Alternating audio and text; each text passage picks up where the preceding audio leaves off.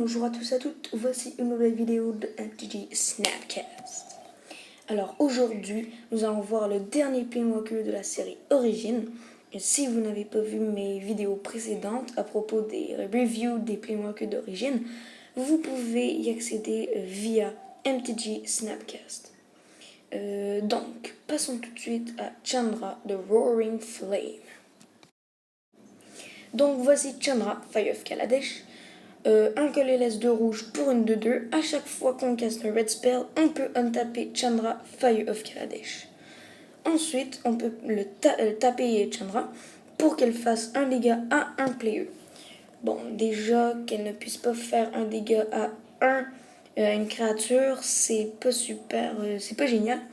Mais si Chandra fait 3 dégâts ou plus ce tour-ci, on l'exile et on la flip. Donc surtout en Command 2 et en moderne, Chandra est incroyablement facile à faire flipper. Par contre, en standard, en ce moment, il y en a pas beaucoup, mais peut-être quand Shadows over Innistrad va sortir, Chandra, Fire of Kaladesh va pouvoir peut-être être joué en standard. Mais sinon, Chandra peut quand même être joué en standard, surtout qu'en ce moment, on peut la jouer dans un deck Mardu avec Zurgo Bell Striker, des trucs du genre. Mais Chandra, Fire of Kaladesh est-elle si puissante que ça? Parce que je trouve que déjà, Chandra est très facile à faire flipper. Je me demande si Chandra de Roaring Flame est elle aussi extrêmement puissante. Donc on voit que Chandra a déjà 4 de loyalty, ce qui est énorme pour un Planeswalker qui coûte seulement 3. Et aussi je crois que c'est le Planeswalker qui a plus de loyalty counter en partant dans tous les Planeswalkers d'origine. Donc son plus 1, Chandra Roaring Flame fait 2 dégâts à un joueur. Je trouve pas ça extrêmement puissant parce qu'elle ne peut pas faire 2 dégâts aux créatures. C'est ça le petit problème de Chandra. Mais son -2 permet de faire 2 dégâts à une créature, ce qui compense. Par contre, j'aurais vraiment aimé que son +1 permette de faire 2 dégâts à une créature ou à un joueur.